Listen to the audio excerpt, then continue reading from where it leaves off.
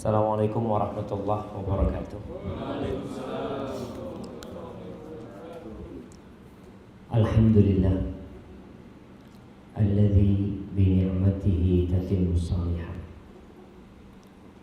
Segala puji bagi Allah Jalla Jalaluh yang karena nikmatnya kebaikan-kebaikan menjadi sempurna. Tidak ada cita-cita yang tercapai, tidak ada angan-angan yang terwujudkan, melainkan itu adalah karunia dari Allah Jalla Jalaluh. Allah mengatakan wa atakum min kulli ma sa'altumu. Anda enggak minta ini. Ini acara pengajian apa makan?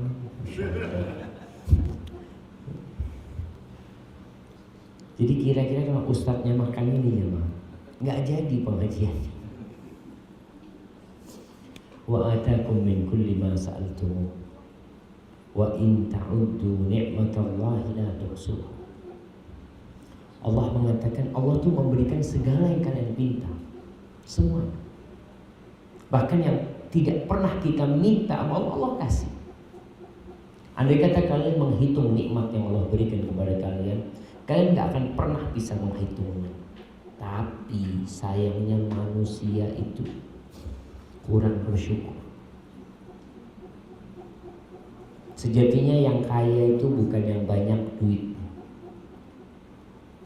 Orang kaya itu bukan yang rumahnya mewah, mobilnya banyak, bukan. Kata Nabi SAW,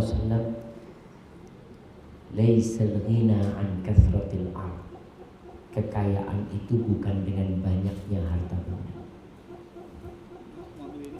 Kok dibawa lagi?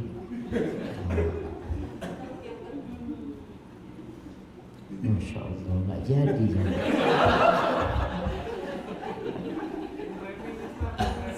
Ya di wrapping nanti dikirim. Nah, kata Nabi SAW, kekayaan itu bukan dengan banyaknya harta benda, walakin al-ghina ghina nafs. Tapi kekayaan itulah kekayaan jiwa. Tatkala kita tidak menginginkan apa yang dimiliki orang lain, selesai sudah. Kita orang kaya. Ada orang punya ini kita nggak kepingin, maka kita jadi orang kaya. Karena ada orang kaya belum kaya, maka hendaklah kita berusaha untuk menata hati kita, untuk mensyukuri nikmat yang Allah berikan kepada kita. Karena sejatinya alhamdulillah ya rabbil alamin. Allahumma salli wa sallim ala sayyidina wa maulana Muhammadin wa ala alihi wa ashabihi ajma'in. Ya Allah, semoga salawat, salam, berkah, nikmat senantiasa Engkau tambahkan untuk hamba kekasih-Mu, untuk baginda Nabi kita Muhammad sallallahu alaihi wasallam, untuk keluarga beliau, untuk istri-istri beliau, untuk putra-putri beliau, dan untuk seluruh sahabat Nabi. Semoga Allah meridhai kita bersama mereka. Amma ba'd. Subhanallah jamaah. Pengajian kayak gini di kantor ini berapa kali diadakan dalam sebulan? Setahun sekali. Masya Allah. Kayaknya perlu sering-sering diadakan. Karena kita itu perlu siraman rohani sebagaimana kita butuh siraman jasmani. Tiap hari kita makan, tiap hari kita bekerja untuk cari dunia. Kadangkala rohani kita ini nggak tersentuh, sehingga sebagian di antara kita malas sholat. Siapa yang hari ini sholat subuhnya di masjid? Angkat tangan. 1, 2, 3. Masa cuma 3? Yang lainnya? Telat. Kita bisa lihat sholat subuh ini, kata Rasul sallallahu alaihi wasallam, athqalus salati 'alal munafiqin salatul isya wa salatul fajr. Salat yang paling berat buat orang-orang munafik melakukannya di masjid nih. Sholat berjamaah yang paling berat buat orang-orang munafik itu sholat isya sama sholat subuh. Kenapa? Karena kebanyakan orang munafik ini sholatnya hanya pencitraan, hanya untuk dipuji, hanya untuk disanjung, dilihat orang. Kalau ada bosnya, ambil itu di soft pertama, Masya Allah. Kalau bosnya nggak ada, soft terakhir. Itu terjadi. Dan orang-orang munafikin, kenapa sholat isya dan subuh paling berat buat mereka? Karena nggak ada yang ngelihat kalau sholat subuh itu. Antum coba bapak-bapak berangkat dari rumahnya sebelum subuh ke masjid. Semua rumah pada tutupan, nggak ada yang ngelihat kita. Hanya Allah melihat kita. Sedangkan orang-orang munafik, keimanan mereka nggak benar-benar. Maka hari ini kita ingin berbicara tentang bagaimana memperbaharui keimanan kita. Anda yakin yang hadir di sini semua sudah orang Islam, tapi Islam itu perlu diperbaharui. Rumah kalau dipakai terus bertahun-tahun nggak dirawat, bisa ambruk itu rumahnya. Makanya kita lihat kadang-kala setiap lebaran catnya diulangi, rumputnya dibersihkan, pagernya dilabur lagi, itu apa, Masya Allah.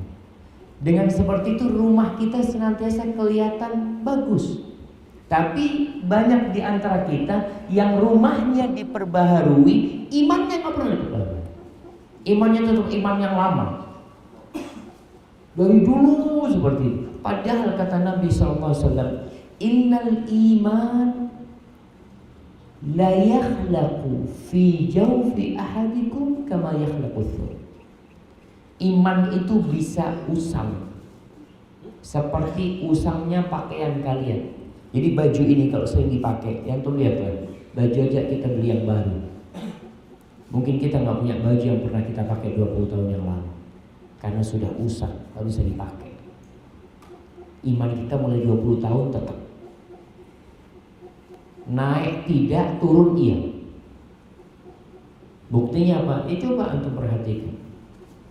Adakah di antara kita yang sholatnya 5 waktu plus qobliyah, ba'diyah, plus sholat duha, plus sholat malam, plus baca Quran? Kadang-kadang. Jadi sejak 20 tahun yang lalu tetap ibadah kita. Kalau gaji ingin naik, bapak-bapak yang kerja di perusahaan ini, apa nama perusahaannya? Ada angka 2-nya tadi. M2M. Masya Allah. Baik, mau nggak kerja di M2M 2 tahun gajinya nggak naik-naik? Nggak mau, aduh. Ntar nggak naik beneran. Manusia mau nggak mau ingin dia. Masa anak sudah 5 tahun di sini sama dengan yang 2 tahun? Nggak mungkin dia mau. Dia ingin ada perbedaan. Itu untuk urusan dunia kita ambisi untuk meraih tambahan.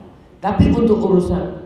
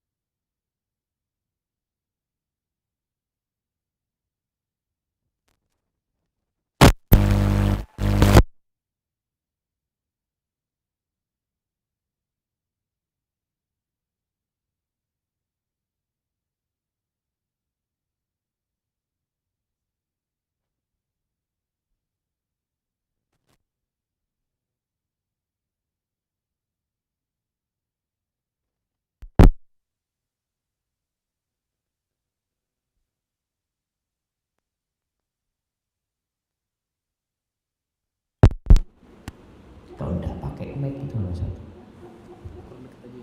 kurang dekat.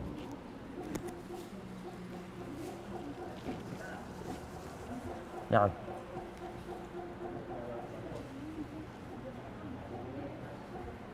ya. Kok mati? Oh udah, bismillah. Nah, ibu-ibu yang sedang punya garapan, punya proyek menghafal surat-surat pendek, artinya mau nambah hafalannya, angkat tangan. Oh, tawadhu semua, nggak mau riak Ustaz, biar antara kita sama Allah. Bapak-bapak yang punya proyek, ya Ustaz, ana hafalan Quran itu punya waktu SD. Dan sampai saat ini nggak pernah tambah. Itu banyak di antara kita seperti itu. Dulu hafal surat pendek, trikul yang jelas, tabbat yada idza jaa nasrullah, inna a'tainakal kautsar, wal asri, innal insana lafi khusrin, 7. Dari sejak kelas 6 SD sampai hari ini nggak berubah. Kenapa? Karena kita nggak mikirin akhirat kita. Kita tuh cuma mikirin tambahan, masya Allah. Kita hanya memikirkan tambahan dunia yang kita cari. Maka jemaah, kita perlu mempelajari agama kita. Rasulullah SAW mengatakan, innal iman la yakhlaqu fi jawfi ahadikum kama yakhlaqu thawb. Fasalullaha an yujaddida imanakum. Kalian mintalah kepada Allah agar Allah memperbaharui keimanan kalian. Artinya ada usaha dari kita untuk memohon kepada Allah agar kita menjadi lebih baik. Tiap hari yang kita minta rezeki. Kalau anak kita sakit, kita ingin dia sembuh. Kalau kita lapar, kita nggak punya duit, kita minta sama Allah Subhanahu wa Ta'ala. Tapi iman nggak pernah kita minta. Ustaz, Rabbana atina fid dunya hasanah wa fil akhirati hasanah wa qina adzabannar. Kan doa sapu jagat, semuanya masuk. Iya. Tapi secara spesifik Rasulullah SAW meminta iman. Allah berfirman di surat An-Nisa ayat 136. Allah mengatakan, ya ayyuhalladzina amanu aminu. Wahai orang-orang yang beriman, berimanlah kalian. Loh, kan sudah beriman. Kenapa masih disuruh beriman? Disinilah siapa memperbaharui keimanan, menambah keimanan. Kita sudah Islam, alhamdulillah. Dari sejak lahir Muslim. Tapi mau nggak kita ada tambahan sekarang, memperbaharui keimanan kita? Anas bin Malik radhiyallahu ta'ala anhu menceritakan bahwa di antara doa yang sering dibaca oleh Rasulullah sallallahu alaihi wasallam, ya muqallibal qulub tsabbit qalbi ala dini. Wahai yang maha membolak-balikkan hati, tetapkan hatiku di atas agamamu. Tetapkan di atas agama. Subhanallah. Para sahabat bingung. Beliau mengatakan, ya Rasulullah, wahai Rasulullah, amanna bika. Kami ini semua beriman kepada orang Islam, semua para sahabat. Wa bima ji'ta bihi, dan kita beriman dengan Al-Quran yang engkau bawa. Fahal takhafu alaina, apakah kamu khawatir terhadap kami bisa berubah iman, bisa murtad? Apa kata Nabi SAW? Na'am, iya, aku khawatir, aku takut sama kalian. Beliau mengatakan, innal quluba baina isba'aini min asabi'ir rahman. Hati itu berada di antara dua jemari Allah. Yuqallibuha kaifa yasha. Allah balikkan semaunya Allah SWT. Jadi kalau kita tahu yang punya hak membuat orang beriman, yang punya hak membuat orang kafir itu Allah, maka kita perlu takut. Jangan sampai kita mati su'ul khotimah, mati murtad. Dan buat teman-teman nih, di sebuah rumah sakit di Jakarta, ada seorang yang cerita, ada ustadz di sana di rumah sakit, dia menceritakan, ini dia meneriset kecil-kecilan. Biasanya ustadz menjenguk orang yang sakitnya udah parah, yang udah mau mati. Dia sebutkan dari 1.000 yang dia tangani, yang bisa mengatakan la ilaha illallah itu ya hanya 30 orang kira-kira ketika mati. Kenapa? Banyak orang kalau sudah sakit gak sholat. Aduh sakit, susah wudunya. Ini kesempatan kau mati husnul khotimah. Kalau mati dalam kondisi gak sholat, kira-kira husnul khotimah orang kayak gitu. Sholat ini kewajiban yang tidak boleh ditinggalkan dalam segala kondisi. Dalam kondisi perang berkecamuk ini, itu tetap sholat.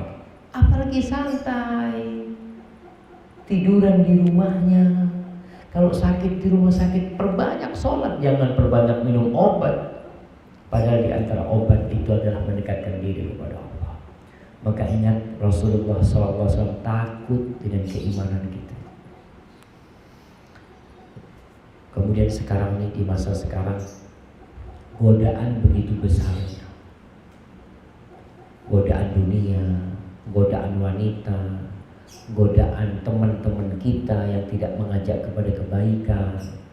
Cobalah tiap orang itu melihat, ini yang muda-muda nih, dia itu yang dia ikuti di Instagramnya siapa, yang dia ikuti di Facebooknya siapa, orang baik yang mengajak ke surga atau orang buruk yang mengajak ke neraka. Paling banyak manusia menjadi pengikut itu, pengikutnya siapa? Pengikutnya artis. Artis itu ngajak ke surga, ngajak ke neraka. Yang muda-muda nih. Nah, antum, ya, kasih mic-nya. Mic mana? Ada mic? Nah, pegang mic-nya. Nggak hidup ya.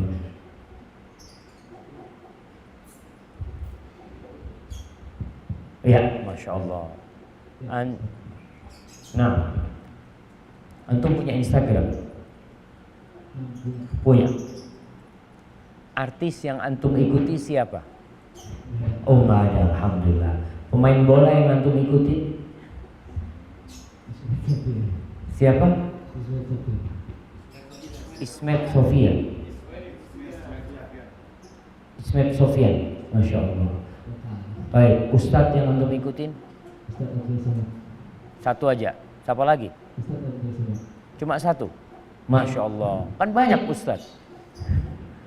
Alhamdulillah. Facebook punya, udah diblokir. Kenapa diblokir?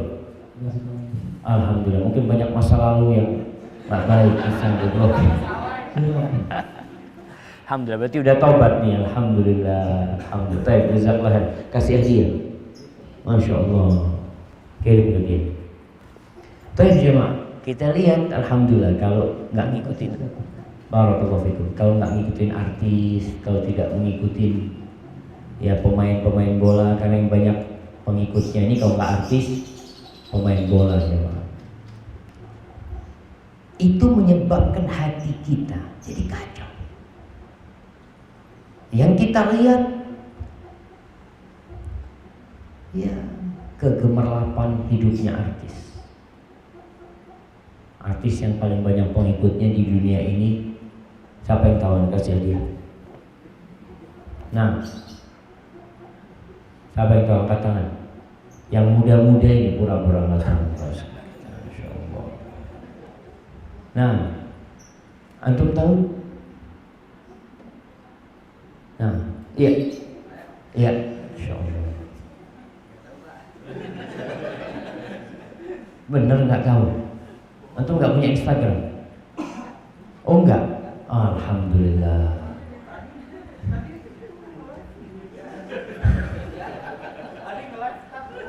Gimana cerita nggak punya Instagram bisa live? Live Facebook bukan Instagram lah. Makanya jangan suudzon sama saudaranya, nggak boleh suudzon sama saudara. Mungkin salah lihat, mungkin salah lihat. Nanti kita cek insya Allah habis kajian. Dan jemaah tadi, tatkala kita mengikuti orang-orang yang mengajak ke neraka, maka kita akan berangkat ke sana. Sedangkan pengikut orang-orang yang mengajak ke surga itu sedih. Karena biasanya kalau kita bicara agama itu susah agama. Ini haram, itu haram, itu nggak boleh, aduh susah. Padahal kita orang Islam. Dan agama Islam ini kata Nabi SAW, Inna hadzal din yusr. Agama ini mudah. Wallahi jemaah, kalau dibandingkan dengan agama-agama lainnya, untuk lihat, agama kita ini agama yang mudah. Kewajiban zakat berapa sih? 2,5%. Kalau punya harta sampai nisab. Berapa nisabnya? Anda kasih hadiah. Berapa nisabnya wajib zakat?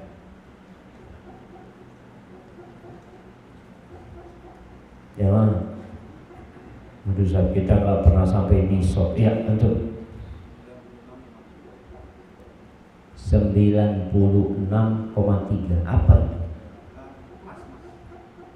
Terlalu banyak kayaknya. 85 lah. Nah, silakan hadiah. Barakallahu fiik. Ketika kita punya uang yang membeku selama 1 tahun dengan nilai 85 gram emas murni, tatkala itu baru ada zakatnya. Berapa zakatnya? 2,5%. Masya Allah jemaah, lebih ringan daripada pajak. Pajak berapa persen? Pajak perusahaan berapa persen? Apa? 25. Allah Akbar. Makanya banyak yang nggak punya usaha umat Islam. Artinya tadi, kita ini gara-gara teman rusak. Akhirnya ada orang yang berpandangan tadi, agama itu berat. Aduh, ayo kita enjoy dalam kehidupan. Maka sekali lagi, pengajian yang kita ikuti tujuannya untuk mengenalkan kita kepada Islam yang mudah ini. Kayak apa sih Islam itu? Kita semua lahir Islam, tapi kebanyakan kita Islamnya ikut-ikutan. Sholat yang penting sholat. Maka cara pertama memperbaharui keimanan adalah dengan mewujudkan takwa. Oh, kalau takwa udah tahu, setiap Jumatan selalu khotibnya saya wasiatkan kepada jamaah untuk bertakwa kepada Allah Subhanahu wa taala, lalu baca firman Allah, ya ayyuhalladzina amanu taqullaha haqqa tuqatih wa la tamutunna illa wa antum muslimun. Udah tahu. Iya, takwa itu bukan hanya ucapan di lisan. Takwa itu laisa bitamanni wala bitahalli. Bukan dengan angan-angan, oh anak mau berangkat haji, anak mau puasa, anak mau sholat. Bukan hanya untuk dibanggakan ketakwaan itu, tapi diamalkan. Takwa itu artinya melaksanakan perintah dan menjauhi larangan. Antum udah lakukan itu nggak di sini? Ana yakin di kantor ini kalau ada pekerja yang tidak bertakwa dengan aturan kantor dapat SP. Udah ada yang dikeluarkan nggak dari kantor sini? Belum. Oh belum ada, Masya Allah. Berarti pada bertakwa semua. Betul. Kita bisa lihat perusahaan-perusahaan itu. Ketika ada yang nggak bertakwa di kantor itu, artinya nggak tepat waktu, kerjanya asal-asalan, sering absen, ya mungkin waktu kerja tiduran, itu bisa dikeluarkan dari perusahaan. Dia bertakwa, artinya melaksanakan perintah perusahaan. Ini takwa dalam konteks perusahaan, kantor.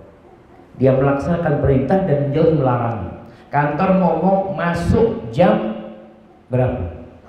Jam 8. Anda ada fingerprint di sana. Pernah lihat masjid pakai fingerprint? Masjid pakai fingerprint? Nggak ada. Orang mau hadir nggak hadir nggak ada urusan nih. Padahal malaikat itu lebih detail mencatatnya daripada fingerprint. Itu dicatat. Itu takwa. Antum masuk jam 7 pulang jam 5. Tiap hari seperti itu. Kecuali hari libur. Pernah nggak merasakan jenuh? Yang ada takut di PHK. Kalau bicara jenuh, orang itu bahkan kalau pensiun bingung. Udah nggak usah kerja sudah. Aduh, anak kalau nggak kerja kayak nunggu mati gitu dia. Anak ingin kerja. Artinya orang sudah merasa nyaman dengan pekerjaannya. Tiap hari habis sarapan, sholat subuh, sarapan, berangkat dia ke tempat kerja. Tiap hari rutin dia kerjakan diri tanpa ada yang memaksa. Bisakah kita bertakwa kepada Allah? Paling tidak seperti kita di kantor ini. Perintah Allah kita laksanakan. Apa aja? Ya, yang pertama perintah untuk bertauhid, mengesahkan Allah SWT, tidak berbuat kesyirikan. Di Indonesia ini masih banyak orang pakai jimat, minta sama siapa pakai jimat, pakai ini pakai itu, cari wangsit di gunung, ya, berangkat kemana ini itu. Padahal perintah terbesar dalam agama Allah ini adalah mentauhidkan Allah. Larangan terbesar itu bukan berzina, bukan merampok, bukan memperkosa, bukan korupsi. Larangan terbesar itu adalah syirik. Sudahkah kita sekarang benar-benar mentauhidkan Allah? Melaksanakan perintah Allah ini untuk tidak melakukan kesyirikan. Banyak orang iya sholat, haji, macam-macam, tapi kadang-kadang masih ada ketergantungan kepada selain Allah Subhanahu wa Ta'ala. Maka hati-hati. Kalau ingin memperbaharui keimanan, laksanakan perintah Allah, jauhi larangannya. Gimana kita akan melaksanakan perintah Allah kalau kita nggak tahu mana yang perintah dan mana yang larangan? Makanya harus belajar. Kalau mau kerja di sebuah perusahaan itu biasanya ada interview, ditanya, kamu siap dengan aturan yang ada, kamu siap. Lalu ada teken kontrak, syarat dan ketentuan berlaku, ada hak dan kewajiban. Kewajiban kamu ini, hak kamu ini, baca. Kalau nggak siap ya udah cari tempat lain, jangan kerja di sini. Maka itu yang perlu kita lakukan. Mau bertakwa kepada Allah nggak pernah belajar. Khutbah Jumat hadir ketika khutbah kedua. Banyak di antara kita hadir ke masjid ketika khatib sudah mulai khutbah kedua. Hadir sebelum khutbah ke masjid, Masya Allah. Termasuk ada orang-anak yang taat kepada Allah, tapi nyenden ke tiang tidur. Baru qad qamatis shalah, alhamdulillah, alhamdulillah. Allahu akbar. Kapan mau dapat ilmu? Kapan mau bertambah tadi wawasannya tentang agama sehingga tahu yang halal dan yang haram? Contoh yang banyak terjadi di negeri kita, sebuah dosa yang dianggap wajar dan biasa, riba. Yang di kampungnya masih ada bank keliling siapa? Biasanya Masya Allah, ada yang kerjanya naik motor bawa kitab dia. Sampai ke warung, Assalamualaikum. Waalaikumsalam. Ya, mau bayar berapa hari ini? Itu pemandangan di kampung bukan dosa. Apakah kita memandangnya dosa? Biasa orang-orang. Dosa itu mesti orang takut untuk melakukannya dan sembunyi-sembunyi. Orang melakukan dosa itu sembunyi-sembunyi karena dia merasa takut, malu sama orang. Tapi melakukan riba tanpa malu dan tanpa merasa dosa. Di kampung kita lihat itu banyak di negeri kita.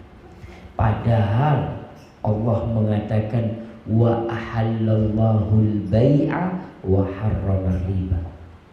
Allah menghalalkan jual beli dan mengharamkan riba. Yang mengharamkan itu bukan ustaz, Allah langsung. La'ana Rasulullah sallallahu alaihi wasallam akila riba wa mukilahu wa katibahu wa syahidai. Rasulullah sallallahu alaihi wasallam melaknat yang makan riba dan yang memberi makan riba. Yang makan riba itu yang ngutangin, yang punya uang.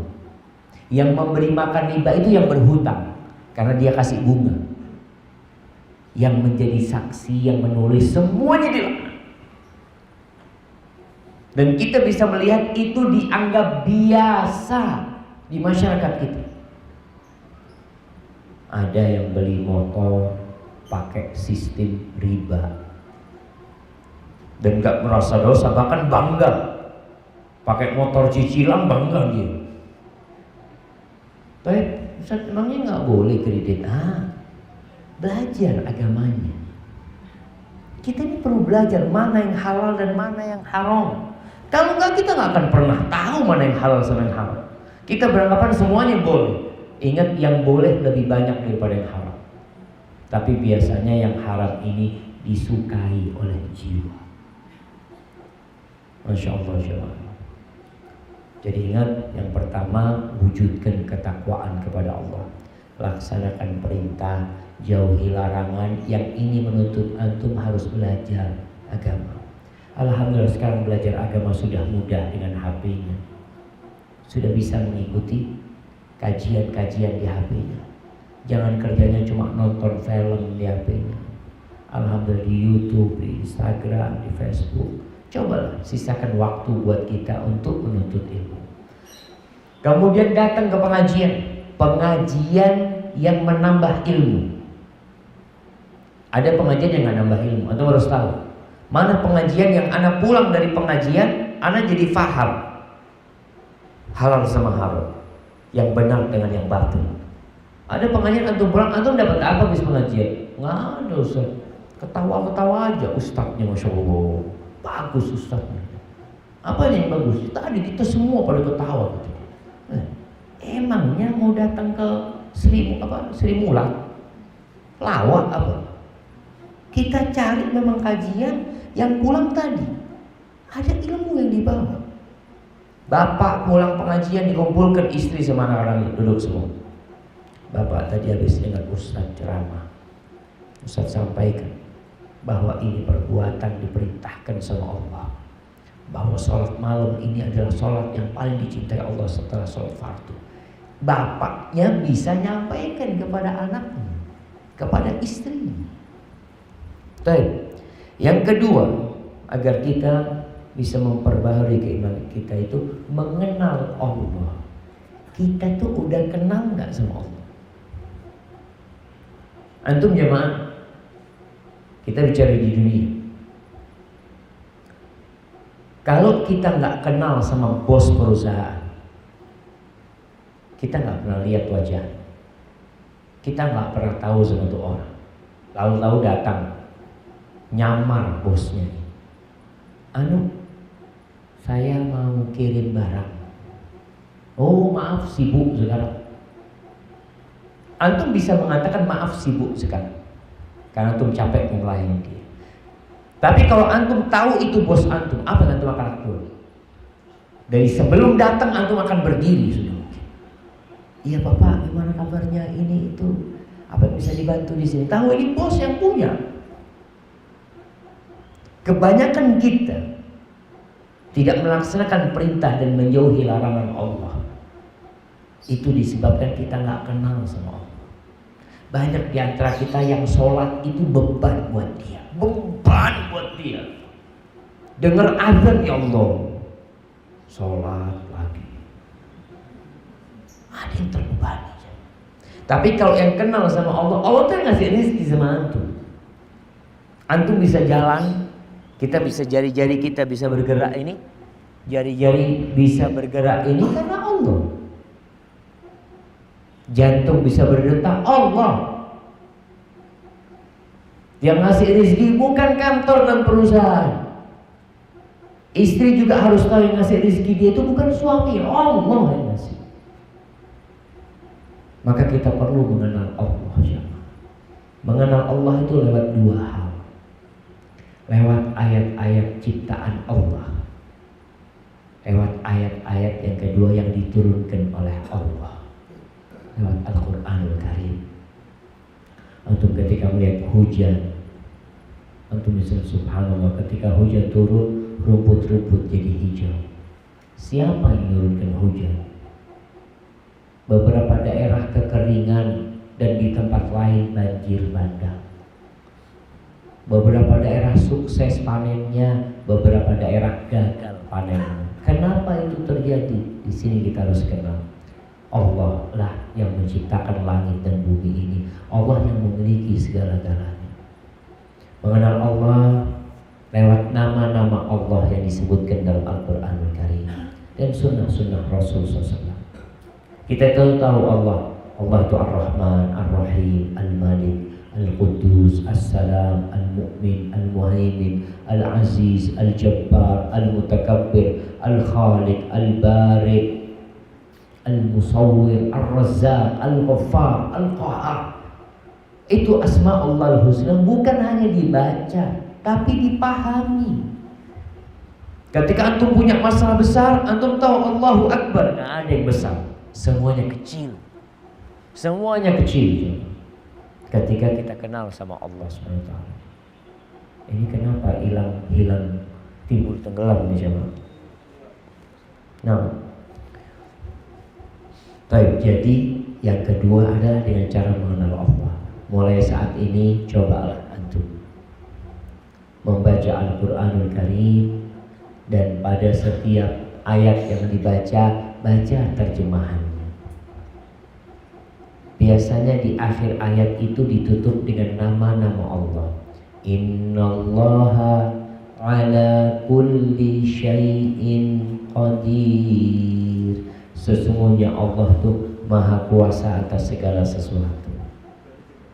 Innallaha azizun hakim. Allah tuh aziz, maha perkasa dan maha bijaksana. Baik, yang ketiga, bagaimana kita memperbaharui keimanan kita? Mendirikan sholat. Untuk kalau imannya lagi lemah, lagi males, bahkan lagi dirundung permasalahan yang besar, larikan ke sholat. Orang tuh banyak cari hiburan malam. Pertanyaannya, hiburan malam itu mendekatkan kepada Allah apa mendekatkan ke neraka? Orang kalau pusing apa hiburan malam. Subhanallah, sholat ini kata Allah, wa aqimis sholat, dirikan sholat, bukan asal-asalan sholat. Wa aqimis sholat, inna sholata tanha 'anil fahsya'i wal munkar. Sesungguhnya sholat itu mencegah dari perbuatan keji dan mungkar. Itu sholat. Tapi kalau didirikan dengan benar, syarat-syaratnya, sebagian wudhu kadangkala nggak basah.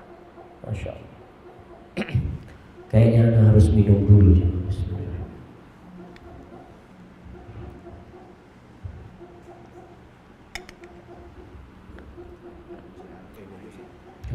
Hidup nggak? Belum hidup. Nah, iya. Bismillah.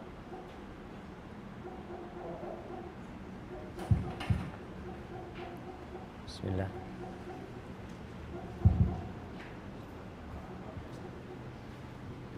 Oh, ini hidup.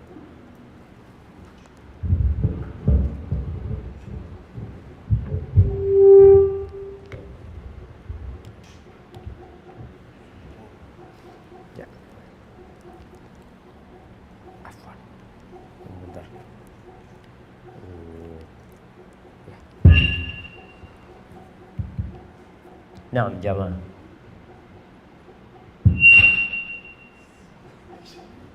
Ingat, cukup satu aja.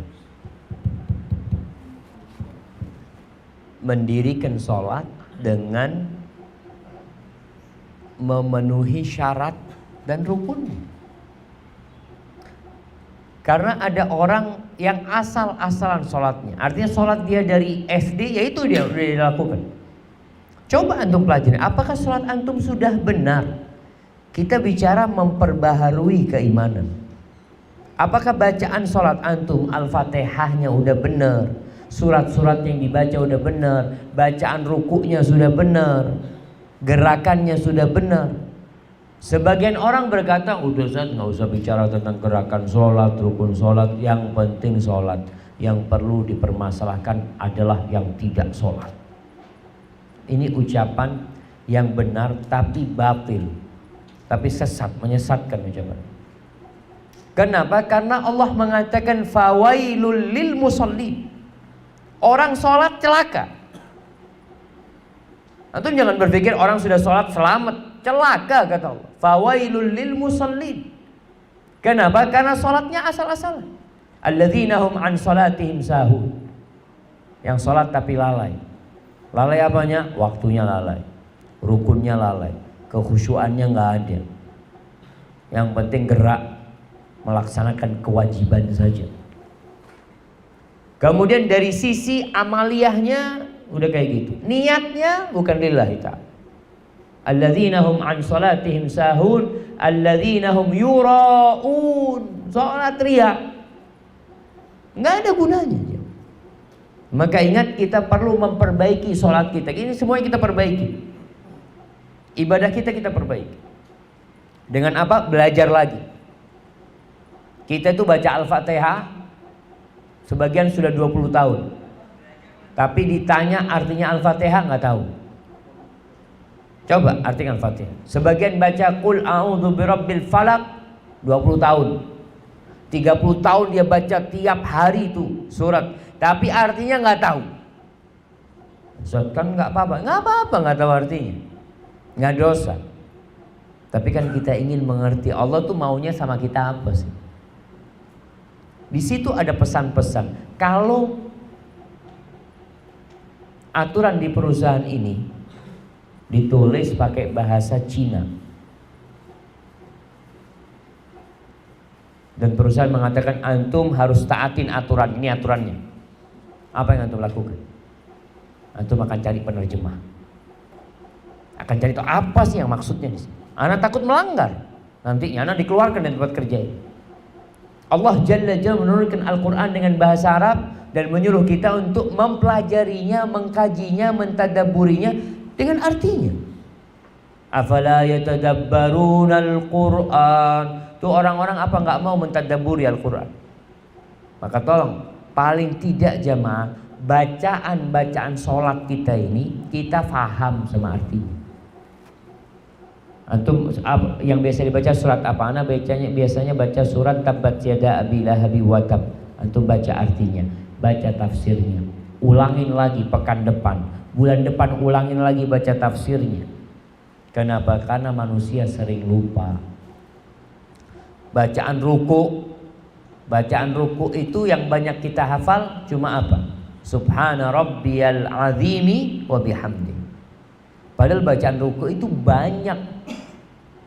Nabi mengajarkan, Nabi membaca itu beragam yang beliau baca.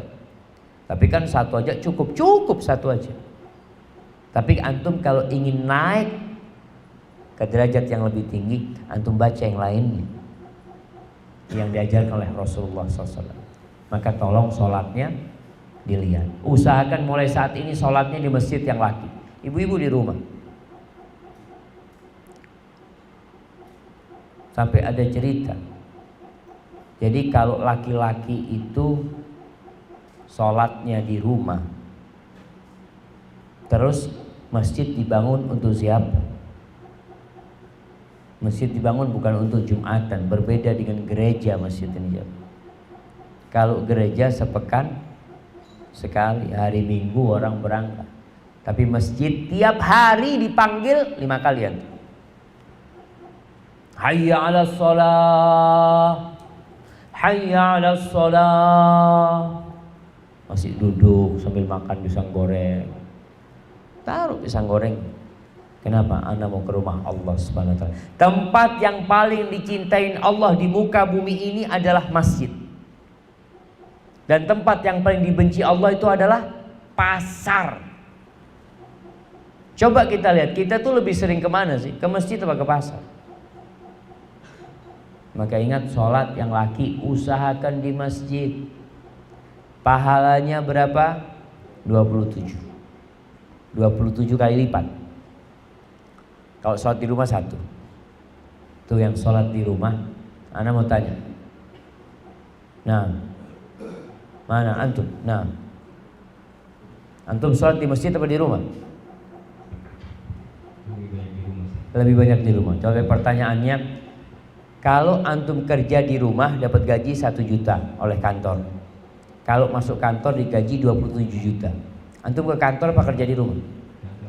Masya Allah, jauh padahal. Nggak apa-apa. Lihat ya, kalau urusan dunia datang nggak apa-apa Ustaz. Bismillah, naik apalah, naik ojek, naik Bismillah, Anda datang. Tapi kenapa kalau ke masjid, antum kok nggak kepingin yang 27? Nggak tertarik? Tertarik cuma lebih rumah. Ya itulah pertanyaannya. Kalau tertarik ya ke masjid terus lah. Kayak tadi Anda tanya, kalau antum di kantor 27 juta, di rumah 1 juta. Apakah antum kadang-kadang lebih banyak di rumah apa lebih banyak di kantor? Masya Allah. Kenapa? Karena antum tertarik kan. Tapi tadi kenapa? Kalau di masjid 27, di rumah 1, antum lebih banyak di rumah. Penyebabnya apa? Iyalah, kurang tertarik berarti kan antum kan? Cukuplah 1. Saya ini orang yang bersyukur sama Allah Ustaz. Nggak berambisi gitu kan, Masya Allah. Barakallahu fikum, jazakallah khair. Kasih hadiah. Dia sebagian orang itu kalau akhirat nggak punya ambisi sama sekali. Enggak loh Ustaz, alhamdulillah. Kenapa kita sering lihat kalau masuk masjid, nih bapak-bapak kalau masuk masjid, shaf pertama itu sering kosong. Orang itu sholat di shaf kedua, shaf ketiga di pojok. Padahal shaf yang paling baik itu shaf pertama. Malaikat itu berselawat buat orang yang berada di shaf pertama. Ini sebelah kanannya imam. Itu berselawat.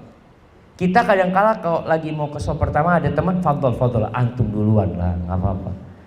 Kalau untuk urusan akhirat kita mementingkan orang lain. Urusan dunia, mungkinkah antum mementingkan orang lain? Oh ya enggak loh Ustaz. Mamanya ada gaji nih, yang di shaf pertama 5 juta. Shaf kedua 2 juta. Kira-kira antum suruh teman antum di shaf pertama, fadol. Nggak mungkin. Bahkan ana yakin kalau antum menyuruh orang itu maju, orang akan heran. Antum kenapa nggak mau sama 5 juta? Enggak lah kata dia. Ana orang yang ya qanaah. Kayaknya enggak jemaah. Maka ingat, sholat usahakan yang laki. Antum bisa bayangkan langkah orang ke masjid jemaah. Itu 1 langkah dihapuskan dosanya. Diangkat derajatnya, dikasih pahala sama Allah Subhanahu wa taala.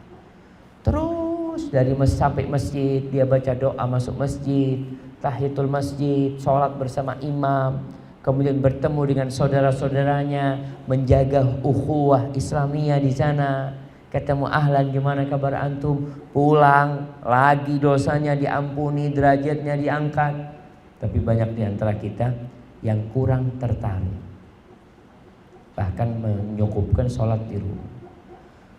Maka hati-hati, dirikan sholat. Kemudian yang keempat, perbanyak baca Al-Quranul Karim. Perbanyak. Antum kalau bisa jamaah paling tidak tiap hari punya ikrar dengan diri sendiri. 1 ayat. 1 ayat. Anda tidak nyuruh antum, kalau bisa 1 lembar alhamdulillah, kalau bisa 1 juz alhamdulillah, tapi minimal 1 ayat 1 hari. Jangan memejamkan matanya kecuali sudah buka Quran. Alhamdulillah sekarang Quran ini bisa berada dalam HP kita, sehingga nggak ada alasan ana nggak bawa Al-Quran. Antum lagi nunggu naik busway atau naik apa, nunggu sesuatu, alhamdulillah bisa baca Al-Quran Al-Karim. Allah subhanahu wa ta'ala menurunkan Al-Quran ini, apa kata Allah? Ma anzalna alaikal qur'ana litashqa. Kami menurunkan Al-Quran kepadamu ini bukan untuk menyusahkan hidup, bukan. Itu tazkirah, peringatan buat kita. Maka mulai saat ini antum tahulah pahalanya baca Al-Quran. 1 huruf 10 kebaikan. 1 huruf 10 kebaikan. Kalau kita baca 3 huruf alif lam mim dapat 30 kebaikan. Gimana kalau kebaikannya diduitkan? Nah, gimana kalau kebaikannya diduitkan? Nah, Anda mau tanya ini belakang. Masya Allah. Ya antum. Ya. Antum kasih mic-nya.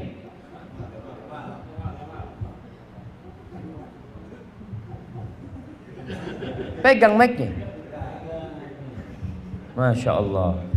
Kalau 1 huruf 10 kebaikan. Baca alif lam mim itu dapat berapa? 30. Kalau setiap 1 huruf antum dapat 30.000 atau 10.000. Kira-kira sehari mau baca berapa? Antum gak akan kerja kan? Ada apa kerja Ustaz? Terus kenapa antum gak baca banyak-banyak? Padahal itu 10 kebaikan lebih baik daripada 10.000. 10.000 ini hilang ya mah.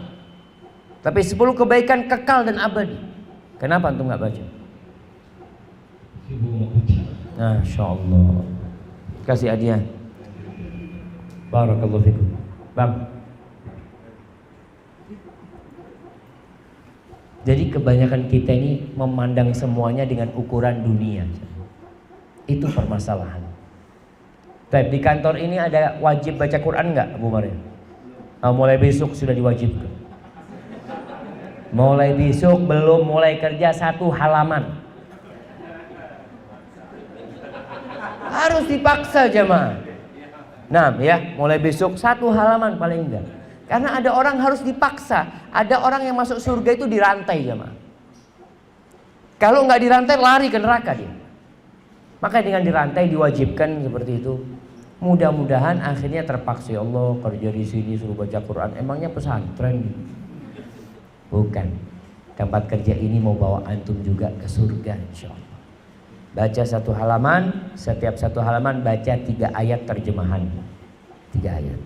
Insya Allah nggak lewat 10 menit. Allahumma shayyiban nafi'an. Jadi baca Al-Quran, Rasulullah SAW itu terus baca Quran. Dan Quran ini menambah keimanan kita. Kemudian yang ke-5, ana tutup dengan yang ke-5. Banyak-banyak berzikir. Kerjaan di kantor ini pakai lisan apa pakai tangan? Kebanyakan. Lebih banyak ngomong apa lebih banyak bekerja dengan tangan? Tangan kan? Alhamdulillah, berarti lisannya nganggur. Allah mengatakan fadhkurullaha dzikran katsira. Berzikirlah kalian kepada Allah dengan zikir yang banyak. Ala bi dzikrillah tatmainnul qulub. Dengan mengingat Allah tuh hati jadi damai dia. Jadi tenang. Antum galau, antum punya masalah, sudah baca subhanallah walhamdulillah wala ilaha illallah Allahu akbar sendiri-sendiri. Banyak orang ini kalau zikir bersama baca, kalau sendirian nggak pernah zikir. Padahal kita diperintahkan berzikir itu dimanapun kita berada. Yang bagian packing, yang bagian bersih-bersih sambil nyapu baca subhanallah walhamdulillah wala ilaha illallah, sambil making baca sallallahu ala Muhammad sallallahu alaihi, terus zikrullah. Kata Rasul sallallahu alaihi wasallam ketika menceritakan zikir ini, zikir itu seperti hisn, mani, seperti benteng yang kuat. Orang tuh dikejar sama pasukan musuh, lari ke benteng, ditutup benteng itu, musuh nggak bisa masuk. Kadzalika zikrullah, seperti itulah zikrullah.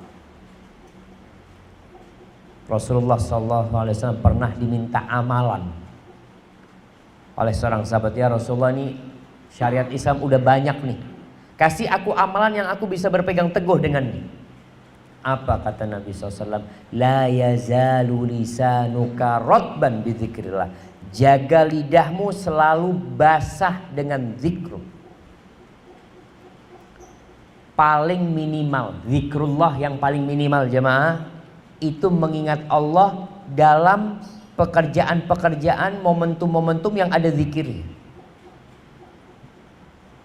Seperti naik kendaraan, itu ada zikirnya. Masuk toilet, itu ada zikirnya. Keluar toilet, ada zikirnya. Masuk rumah, keluar rumah, mau tidur, bangun tidur. Ketika kita zikrullah selalu di sana, itu minimal alhamdulillah kita akan terjaga. Kalau kita tambahin dengan zikir pagi dan petang, ya, kita tambahin dengan zikir yang mutlak, Allah akan jaga antum. Baik, ibu-ibu anda mau tanya. Ini ada hadiah belum diambil sama ibu-ibu. Pegang hadiahnya. Doa naik kendaraan. Yang pernah naik kendaraan ya, yang nggak pernah naik kendaraan jangan jawab. Ini yang pernah naik motor, naik mobil, insya Allah semua pernah aja. Nah, doa naik kendaraan. Diambil mic-nya, silakan.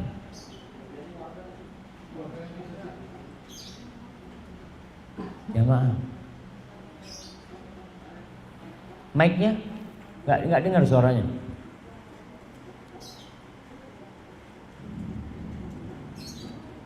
Nah, silahkan. Ini zikir tiap hari jamaah. Artinya tiap hari naik kendaraan berarti tiap hari baca doa itu. Nah, silahkan jamaah, mic-nya di. Nah, mic-nya.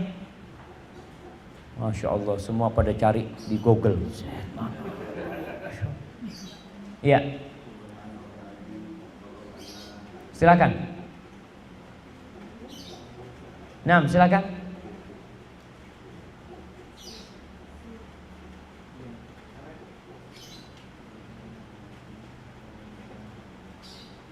Oh, mic hidup. Silakan. Subhanallah sakhkhara lana hadza wa ma kunna lahu muqrinin. Subhanalladzi sakhkhara lana hadza wa ma kunna lahu muqrinin wa inna ila rabbina lamunqalibun. Aduh, kok salah-salah, enggak apa-apa lah, kasih hadiahnya enggak apa-apa. Nah, jamaah, ini zikir yang paling minimal. Mau keluar rumah berzikir, mau naik kendaraan berzikir, masuk rumah berzikir. Ini loh yang seperti ini kadangkala kita meremehkan. Padahal itu yang menjaga kita dari setan. Bukan dengan jimat-jimat itu jemaah, tapi dengan zikrullah. Maka semoga ya kita belajar lagi. Alhamdulillah tadi sarana belajar mudah sekali. Antum tinggal baca, cari yang punya HP, bacaan masuk toilet. Bacaan masuk toilet, bapak-bapak. Nah, apa perlu ditunjuk? Tiap hari masuk toilet? Enggak, Ustaz, ana dari luar aja. Nah, silakan. Mana mic-nya? Ya yang keras, kalau nggak ada mic yang keras.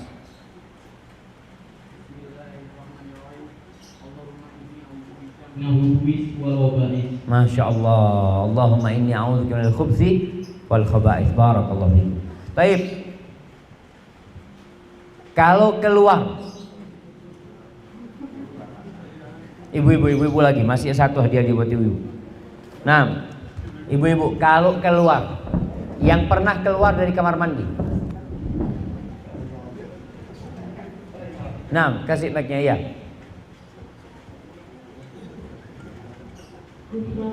Masya Allah, apa artinya?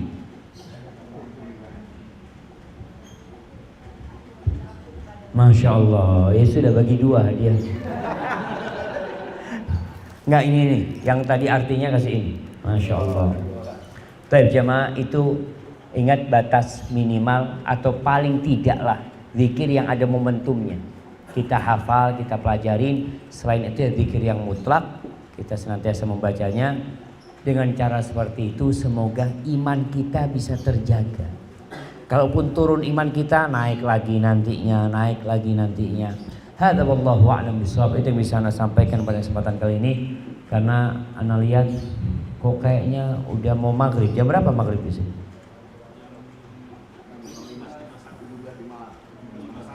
Masya Allah. Silahkan Anda berikan kepada pembawa acara untuk silakan. Baik, kita masuk sesi tanya jawab. Silakan yang mau bertanya. Iya, fadhal.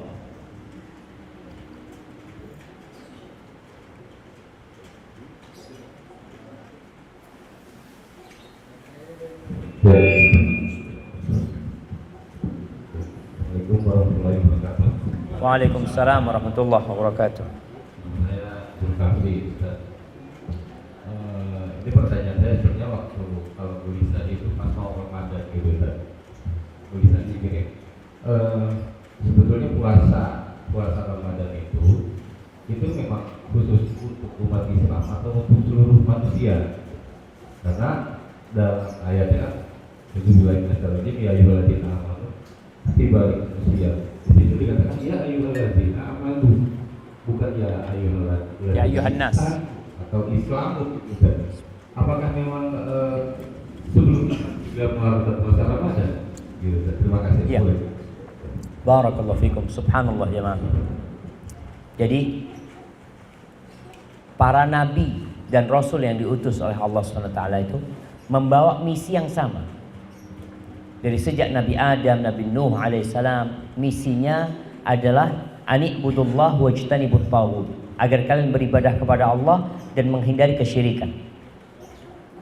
Mereka membawa syariat aturan buat umatnya. Nah, aturan ini yang ada perbedaan. Sholat mereka sholat, tapi ngadepnya kemana dulu? Apakah Ka'bah? Enggak. Puasa mereka. Makanya dikatakan Nabi Daud itu berpuasa, bahkan puasa paling mulia adalah puasanya Nabi Daud alaihissalam. Dan Allah ketika menyebutkan kama kutiba 'alal ladzina min qablikum, sebagaimana telah diwajibkan kepada umat-umat sebelum kalian, artinya diwajibkan kepada orang Nasrani, orang Yahudi dan umat-umat sebelumnya, mereka berpuasa. Namun mungkin berpuasanya berbeda dengan kita. Contohnya di awal Islam ketika kewajiban puasa turun, itu malam harinya dia itu tidak boleh mendatangi istrinya, tidak boleh ngumpulin istrinya di malam harinya. Ini yang pertama. Yang kedua, kalau dia tidur belum berbuka, dia tidur, artinya dia itu berbuka sekali kemudian tidur, selesai, sudah nggak boleh makan lagi. Kemudian turun firman Allah, uhilla lakum lailatas siyamir rafathu ila nisaikum. Dihalalkan buat kalian pada malam-malam berpuasa untuk mendatangi istri kalian. Berarti ada syariat-syariat di umat-umat sebelumnya yang kemudian dihapuskan oleh Islam dengan model yang baru yang lebih memudahkan umat Islam. Seperti itu. Barakallahu fikum. Nah. Ya, ada pertanyaan di belakang, silakan. Assalamualaikum warahmatullahi wabarakatuh. Waalaikumsalam warahmatullahi wabarakatuh. Saya mau tanya, kalau saya sering melihat orang yang suka berzikir beramai-ramai Ustaz, dan ada kan kalau air gitu, air minum gitu, kan hanya bentuk kesyirikan. Apakah itu masuk bentuk kesyirikan? Ada dalilnya nggak Ustaz? Kalau memang dianjurkan menggunakan Rasulullah SAW, jazakallahu khairan. Barakallahu fikum. Nah, berkaitan dengan zikir jamaah. Yang pertama, kalau bicara zikir bersama-sama, ada kondisi-kondisi tertentu yang memang kita dianjurkan untuk bersama-sama. Contohnya ketika sholat Jumat kita berdoa, mengaminkan doanya imam bersama-sama. Rasulullah SAW, Subhana man sabbah ar-ra'du bihamdih. Nih, ada zikir kalau dengar petir. Dengar apa? Iya. Jadi ketika orang berzikir bersama-sama, kemudian di situ ada air, sejatinya ini tidak masuk kesyirikan. Kita itu diperbolehkan membacakan pada air ini, baca Al-Fatihah, kemudian kita minumkan kepada orang yang sakit. Itu masuk ruqyah. Tapi memang yang dilakukan oleh Rasulullah SAW itu tidak bersama-sama. Artinya semuanya baca sendiri-sendiri. Abdullah bin Mas'ud radhiyallahu anhu, ketika ada orang yang sakit minta disembuhkan, Abdullah bin Mas'ud datang membacakan Al-Fatihah buat dia dan alhamdulillah dia disembuhkan. Jadi itu bukan termasuk kesyirikan. Jadi air yang diminum itu termasuk air ruqyah sebenarnya, dan itu diperbolehkan. Orang tua anaknya sakit, dia mau kasih air zam-zam, dia bacain Al-Fatihah, kemudian dia minumkan kepada anaknya, itu diperbolehkan.